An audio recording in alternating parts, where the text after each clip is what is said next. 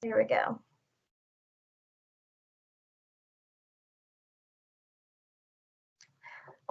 Hello, everyone, and welcome to the virtual Lunch and Learn series. My name is Sierra Endicott, and I am the Supportive Care Services Coordinator here at Ironwood. Our Supportive Care Services Department has created this series to help promote healthy lifestyle habits and to help you become actively involved in your journey to wellness. Today, Russ, our nuclear medicine and CT technologist with Ironwood Cancer Research Centers, is here to present on PET versus CT scans. Let's all welcome Russ.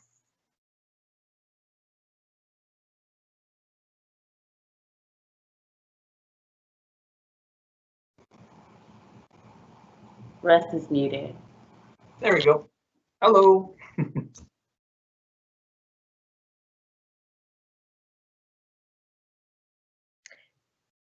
Welcome, Russ. What information do you have for us today versus PET versus CT scan? Oh, hopefully a good source of information for our patients and for anybody that's interested in this topic. Even employees inside, I get asked this question a lot, like what is the difference between the two scans? First off, a little introduction to myself. I've been with Ironwood for 10 years now, coming up next week. So I started off as in the PET department, and then over that 10-year period, I actually got my CT certification. So I've kind of bridged that gap, and so yeah, it should be an informational session for me to provide that information. The meat and potatoes of what we're going to talk about today, we start off, is going to be, what is a CT scan? We get asked this question a lot. Like a lot of times it was referred to as a CAT scan. Those are the same acronyms. CT is just computed tomography, and so basically it's just a picture. You're using a computer to create a picture, and that utilizes what we call X-ray technology, or an X-ray tube that spins around in a 360-degree rotation. And that is used by spinning around in a 360-degree rotation, you get a three-dimensional image.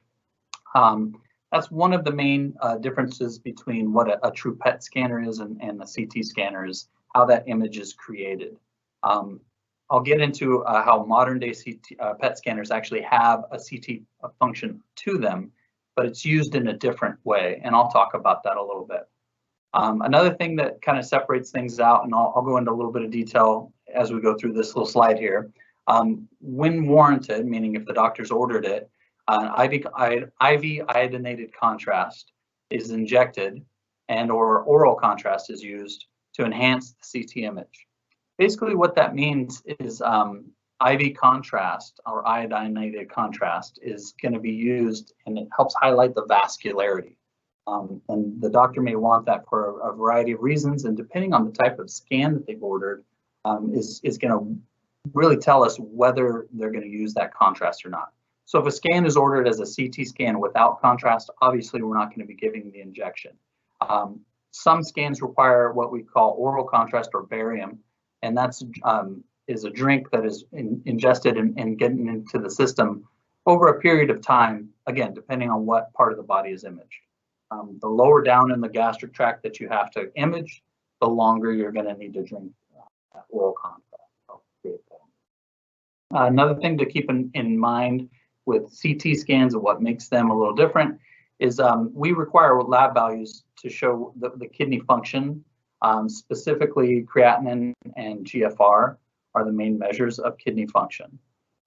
So lab values will be required to make sure that that IV contrast isn't going to affect the kidneys in a negative way to a point where you would have a problem.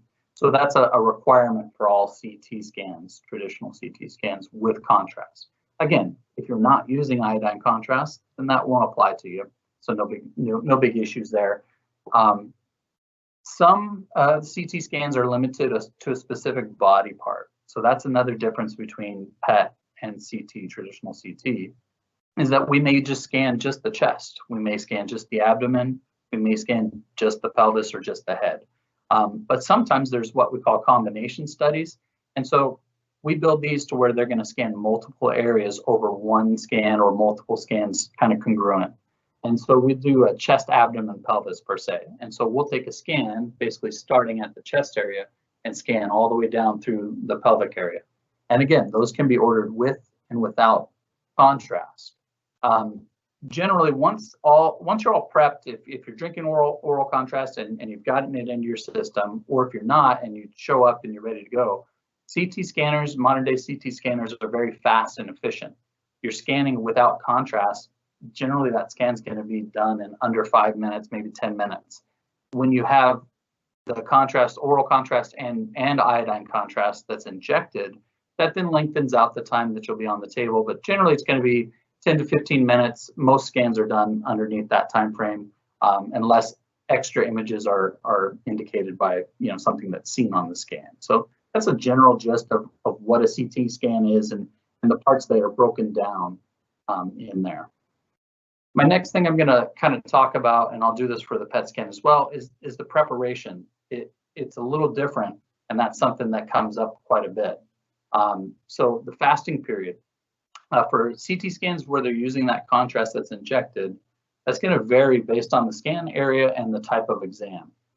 So case in point, if we're injecting contrast and we're scanning through your abdomen area, they're going to have you fast for, and they'll give you the preparation for this, our test schedulers or the assistants.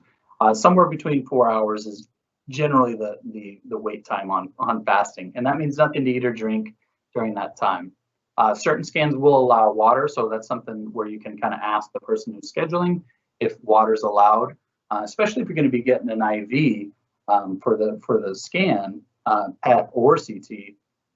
We're going to need to access that IV, and so if you're able to drink a little bit of water, sometimes that will benefit you. So that kind of talks about before you come in, what you're going to have to do leading up to that. And again, if you're doing it without contrast, and say we're taking a picture of your head or your chest without contrast, they may not have you fast for that exam because they're not scanning through an area where basically food or ingesting food would cause a problem. Secondarily, when you're injecting IV contrast, if you have food in your stomach and it makes you nauseous, if the scan is making you nauseous, then we don't want to be giving you that that contrast and having you potentially bring that up during the scan. So sometimes they'll have you fast just for that reason is why they do that. Another thing to keep in mind is with that barium or oral contrast, that helps highlight the gastric tract, which enhances the image. So the IV contrast and the barium are both enhancers of a CT scan. So there's a couple of points we'll talk about there. Now, this next slide, what I'm displaying here is that, and I'm wearing the same color scrubs, so it must be that same day.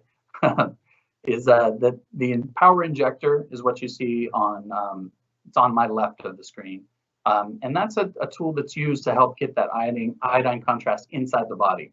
So we will hook you up to an IV, and then you'll be laying down on the table. So that's another major difference that we'll talk about as well with the PET scan, is we're not going to inject you on the table. We're going to inject you in a room beforehand. So that's a difference. You will never see this machine being used while doing a traditional PET scan. The gantry, and the reason I'm standing next to this gantry to show it off, and I'm about 6 foot tall, so that tells you, it gives you a gauge of size of how big that gantry is. And this is a traditional CT gantry, what is sometimes referred to by my patients and people as a donut. And I think the last picture kind of helps highlight how that is true. It really does kind of look like a donut as you're passing through there. It's a relatively wide bore, the center portion of it. And so on these scans, even a broad-shouldered person, will be able to get through without really hitting the sides of this.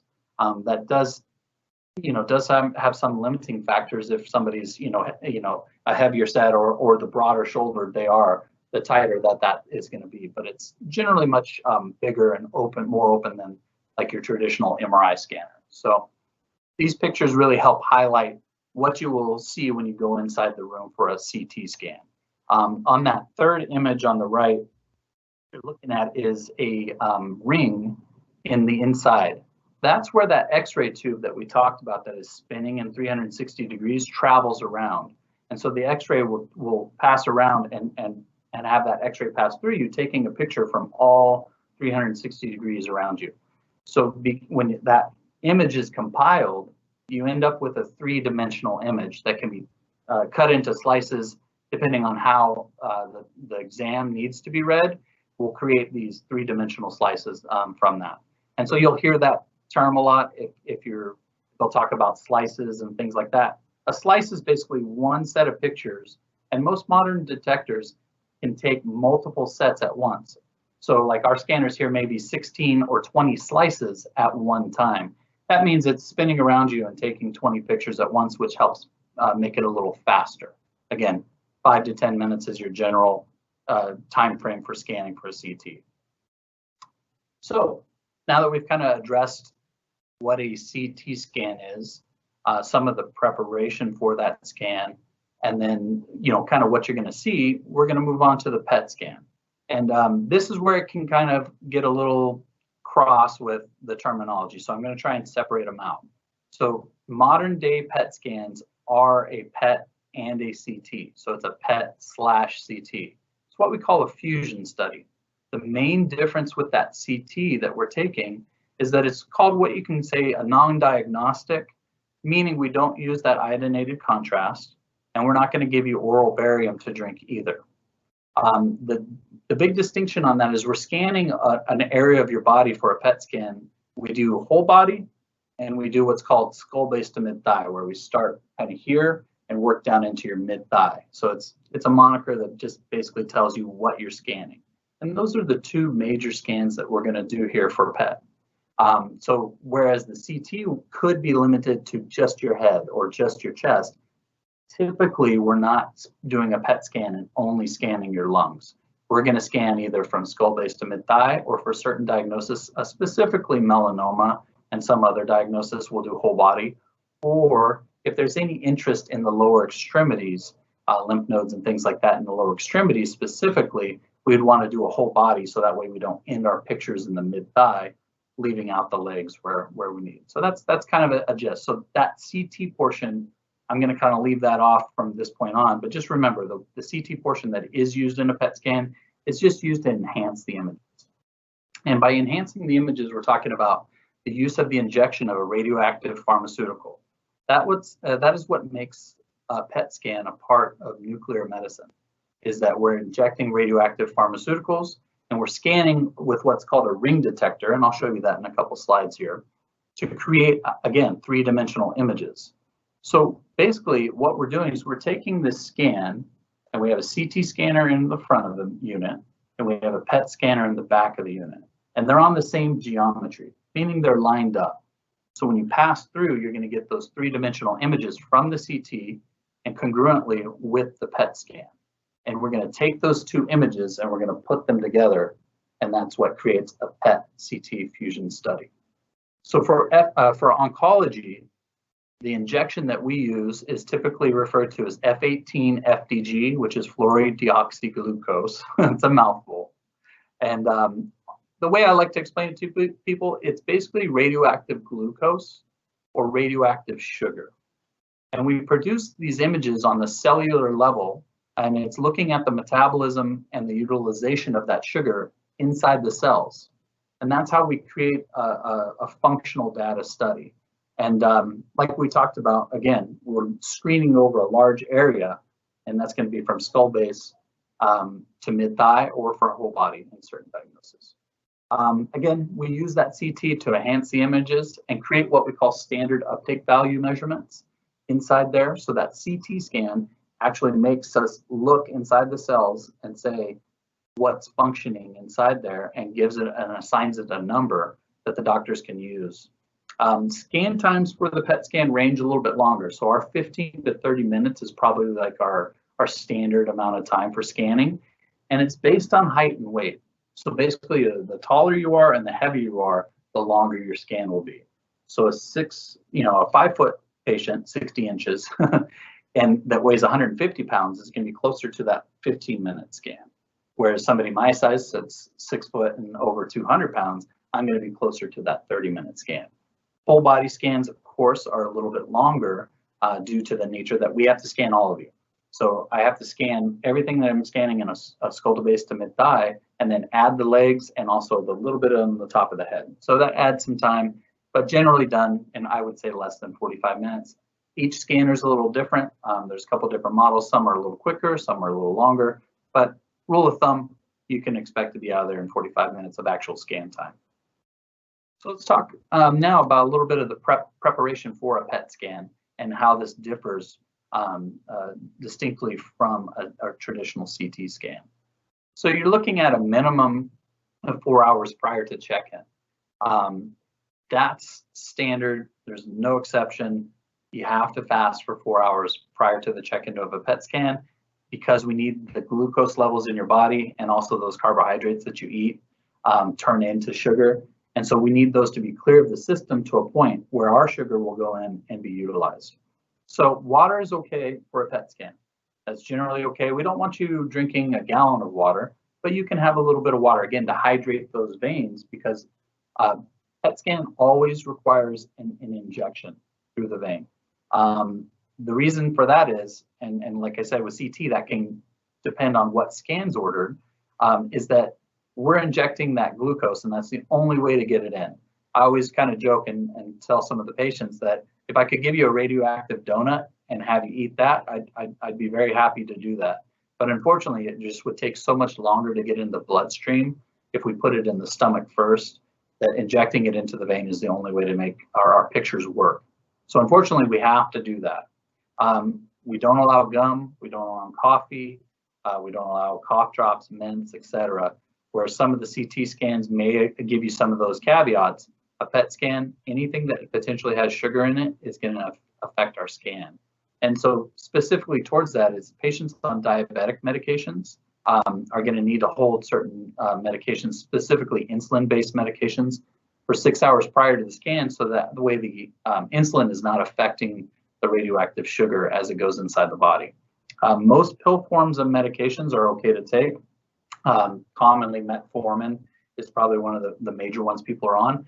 And so we want them to take the metformin within a reasonable time, but some people require food to do that. So again, that's where that 4 hours comes back into play. Steroid medications, we also discontinue steroid medications for 6 hours, same as the insulin. So if you're on anything like prednisone, dexamethasone, Decadron, or some of the commonly used steroids in oncology, we're going to hold those for 6 hours. Where that can vary is for certain types of CT scans, they may use steroids as a prep for giving you that iodine contrast if you potentially have a side effect or if you have a reaction to it, or known reaction, mild reaction. It may give you a steroid prep and also a Benadryl.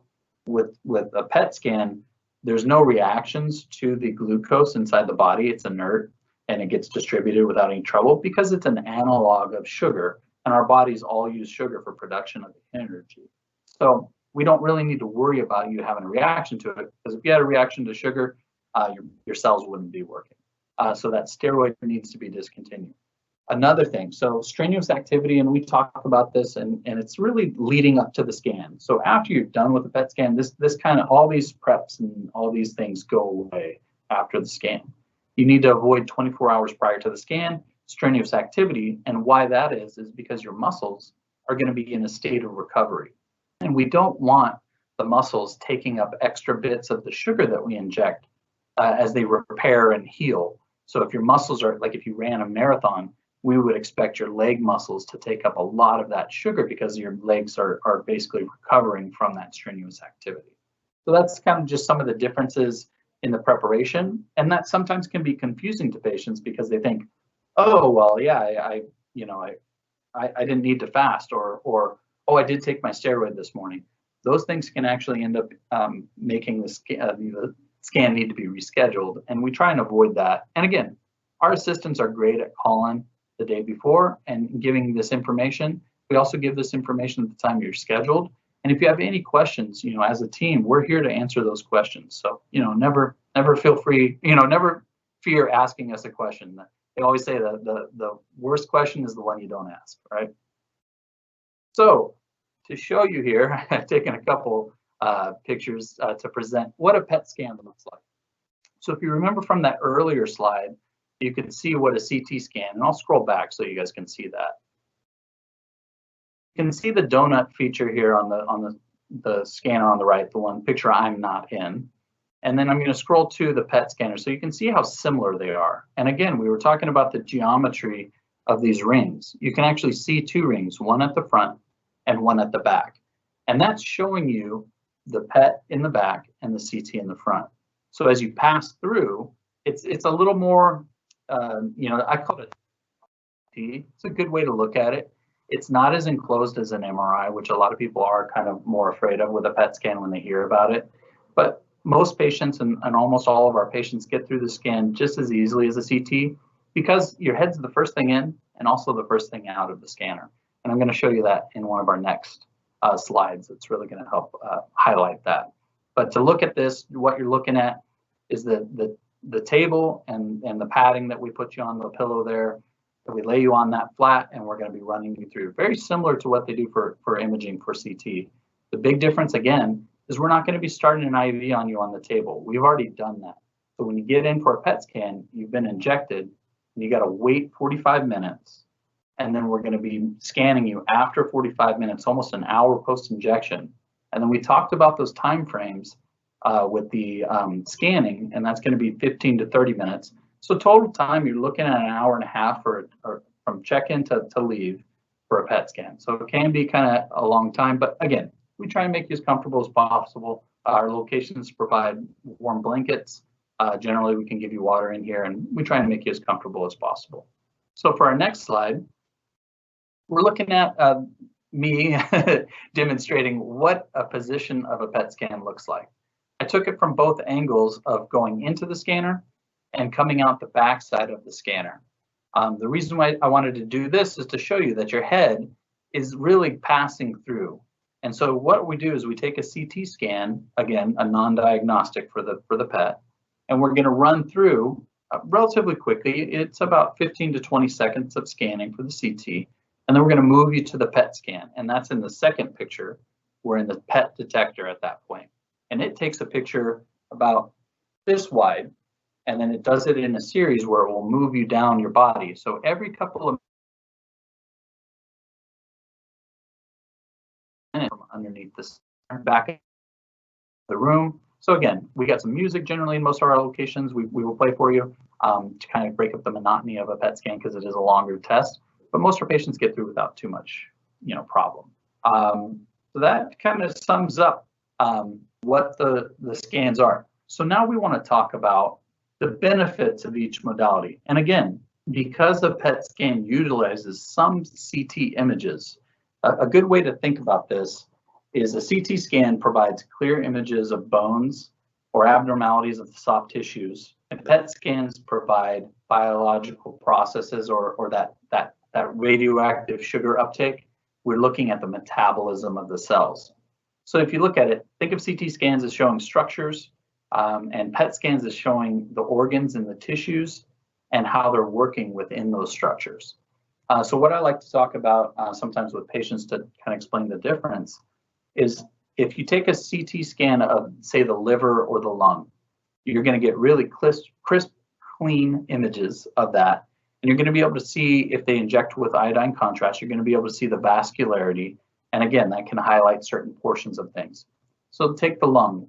If you have a lung nodule, you're going to visualize that nodule inside the lung with a CT scan. And it's going to give you very precise, detailed information, and they're going to be able to measure and do things of that nature. Where a PET scan is useful in that same situation is we're going to scan through that same area. And let's say you have 3 lung nodules on one lung, and they're not sure why they're there or how they're functioning. The PET scan, again, because you're getting that functional data, you're going to scan through and if one of those nodules shows up with more of that radioactive sugar inside of it, that might help them to really, move forward with certain things. So that's the way to look at it, is one gives you really crisp, clean pictures, which are useful for measurement and for assessment. And the other one gives you the functional data of those structures. So a lot of times these will be used to help each other. A patient may have a CT scan and they get scheduled for a PET scan to follow that, maybe not the same day, but within a short time frame to get that extra information. And the doctors use that. Specifically to CT, This slide here is talking about some of the benefits, spatial resolution. And now what that means is it can just image small objects. We talked about is how thinly you image. And so sometimes these are down, at 1 or 2 millimeters, 3 millimeters, very small. PET scan uses a little bit thicker of a slice. And so they're generally somewhere between 3 and 5, depending on the scanner. So again, you're going to be on a CT, you're going to see things a little bit crisper, a little bit cleaner, and you're going to image smaller anatomy. Again, IV iodinated contrast, helping to enhance the images. You're using that IV contrast, and then you're getting to look at the vascularity of these things, and so these body structures. So you look at the vascularity of the liver per se, or you watch the contrast go through the arterial or venous phases, and you're looking at the kidney function to some degree for certain scans to see if the kidneys are processing the iodine and moving it along the urinary tract. Oral contrast. We talked about that a little bit as well. You're getting that highlight of the gastric tract. It helps them kind of image inside there, looking for tumors and blockages and things of that nature. One other benefit of traditional CT scanning, you do get a smaller radiation dose. We talked about how big of an area you scan with a PET scan versus smaller areas sometimes on CT scans. And so that radiation dose could be minimized because you're scanning less body parts. Also, they don't use the radioactive sugar injection, which can add to radiation dose. Again, we're using diagnostic values here for both scans, and so the radiation dose is minimized as much as possible. Also, PET scans can be a little bit more expensive. You're paying for the radioactive material to be delivered, to be produced and then injected, and there's just a lot more involved there. Plus the scanners, it's 2 scanners in one. So a CT scanner just costs less in contrast. And there are some insurance limitations on how many PET scans you can have, and that varies depending on your insurance. So both are covered, but some will cover at a higher rate. You might be able to get more CT scans than PET scans and vice versa. On the PET portion, we're really looking at some of the functions, and it's not pulling up in my slide here at a second box. So I'll just kind of go over those since I have it printed off here on the side. So you're looking at that functional data. So the functional data that you're providing, again, the metabolism and the utilization of that sugar inside the body is a benefit. Again, we talked about looking at 2 different nodules inside the lung. You can see one is taking up that radioactive sugar and one is not. You may use that to help restage the disease. So if we talk about staging, there's what's called initial staging and then there's restaging. Initial staging is when a diagnosis is very early on. And then restaging is if you started the process and maybe you've already done some treatments or you're coming back for follow-ups like a year later type stuff, we may be looking to see if there's anything new and also just to make sure that everything's clear. So the doctors will utilize a PET scan in a couple different ways.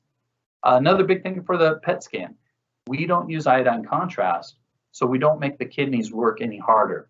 We don't need that blood work to test for the kidney function because, again, that glucose is mostly mixed up in saline and doesn't make your kidneys work any harder. And so that is kind of a benefit in a small way. And then, that's just something to consider is that you're not going to, so if you're allergic to iodine, you're not going to have a problem with a PET scan because, again, we're not using iodine and our injection doesn't make those kidneys work any harder. Biopsy targeting, we kind of talked a little bit there with the lung as an example, liver, some of those places, they may use a PET scan to really help with that. And then secondarily, both CT and PET will be used to help with treatment planning. So if you're doing radiation therapy, chemotherapy, or if you're doing a combination of those therapies, a PET scan can be used kind of before you start, kind of during some of those applications, and then after, or as a means to monitor the treatment response. And so those are kind of the big highlights of each one and how it's used. And again, it's a combination. You're never doing one versus the other in a lot of instances. Sometimes it's warranted to do a CT scan before you do a PET scan. Sometimes a PET scan is a scheduled thing where we're going to do a follow-up a year from now. So just the timing of it, just being, if a doctor or one of your doctors here with Ironwood is ordering one of these scans versus the other, it's not really that one's better than the other per se. And in certain instances it is, but not always. Like, a PET scan is not always better than a CT scan and vice versa. So that's the big thing to keep in mind. So we got to this, the section where we're kind of, to a question and answer. So that way I can, answer any pointed questions you may have or specific situations. And again, outside of this presentation, if you're ever in need of information, myself, the radiology team at Ironwood, all the assistants and technologists, we're always glad to help. So again, if you ever feel like you don't have any information, just feel free to ask.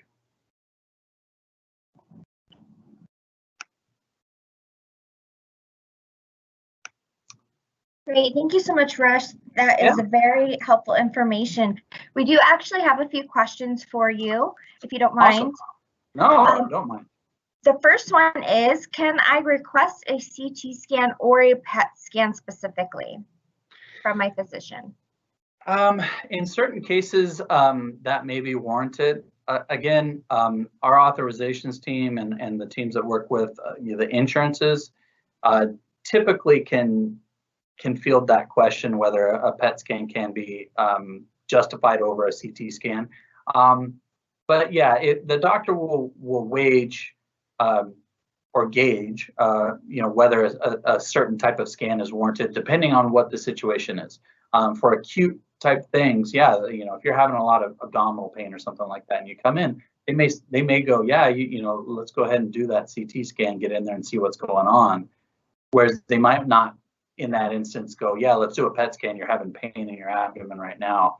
So acute versus chronic type of illnesses. And again, unfortunately, sometimes it does come down to insurance coverage, but there are ways that doctors can get certain things approved, and that is an individualized case-by-case basis. So yeah, I mean, you can request these images, but again, it's an algorithm. You're warranting, like if you did a PET scan or a CT scan 2 days ago, and you're asking the doctor to do a repeat one, there might be some pause there. Right, thank you for that. Also, are there any contraindications for contrast dye? Yes, so we talked about the kidney function. So obvious right off the top of the bat, if you're allergic to iodine, you're not going to want to get that contrast unless you take precautions. And it depends on what your reaction is. Some people have very severe reactions to certain things, kind of like food allergies. Think of it that way. Some people just get a little red and puffy in the face. Some people, their airway closes off. Those are very different reactions. And so what we call anaphylactic. So with a CT contrast, there's two things to look at. So if you're allergic, if you're mildly allergic and you don't have severe symptoms, sometimes they'll do that pre-treatment that we talked about with steroids and antihistamines, Benadryl. And so they can pre-treat and they will give you the regimen for that. Certain times it's not warranted. If you know that your throat closes off, only under very acute settings, meaning like at an ER or something like that, they may proceed with that pre-medication because you're in a situation where they can attend to you quickly. So yeah, if you have a severe allergy to iodine, it's probably best not to do the iodine contrast, even with pre-medication, because you don't want to have a severe reaction like that. Secondarily, we talked about the kidney function. So if your kidneys aren't functioning properly, the doctor may say it's not worth putting that iodine into the kidneys and making them work harder and potentially shutting them down. It's a rare effect, but it can happen.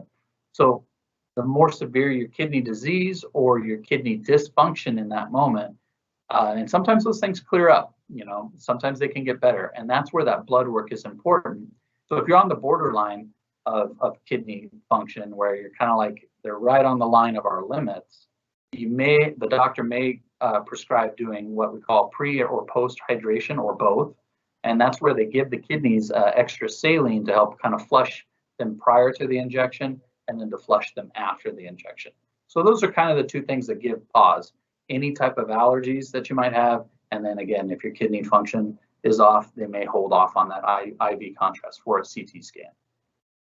Perfect, thank you. And our last question here, is there a maximum amount of CT scans that one should receive or have done during their lifetime? Yeah, that's always, I mean, it's always a careful consideration. You know, again, and being that CT scans and PET scans are diagnostic tools, they're trying to utilize the minimum amount of X-rays or radiation dose to produce an image, and give the patient a quality exam and also minimize that radiation dose. Your limit lifetime for CTs is going to be much higher than PET. One, we talked about some of the utilization through insurances, and there's also that higher dose. So you're not going to want to do a PET scan as frequently as you would a CT scan. You could come to a point, especially if you're doing certain types of radiation therapy, our radiation oncology team, it will monitor some of those and really find out whether it's warranted, how many CT scans you could have. So I'd say the CT scan number would be a higher number. I wouldn't want to say specifically one, like, 50 CTs over your entire lifetime, because each one's going to be a little different on how much radiation dose you got for that CT, what area of the body they scan, and then also, like you talked about, that radiation planning. They might limit your amount during that time because you're receiving a higher dose if you're going through radiation therapy. But yeah, that's a great question. And the doctors are always there to kind of cost benefit. Are you going to get something beneficial out of the exam versus that extra radiation dose that you're going to give the patient? And they'll weigh those factors and talk to you as the patient about that. Yeah. Great, thank you so much. Your presentation has been very informative. We appreciate your time that you've spent with us and just giving us all this information on PET and CTs. So yeah, awesome. Yes, thank you so much. It's been a pleasure. For our audience, thank you once again for joining us today for our virtual Lunch and Learn. Next week, we hope that you join us as well. We will be having Dr. Patricia Clark, our breast surgeon, here presenting on breast cancer surgery, and she will be discussing mastectomy versus conservation surgery. And for additional information on our virtual Lunch and Learn, please reach out to our Supportive Care Services Department at wellness@ironwoodcrc.com. Thank you so much for joining us, Russ, and for our audience, take care. Thanks.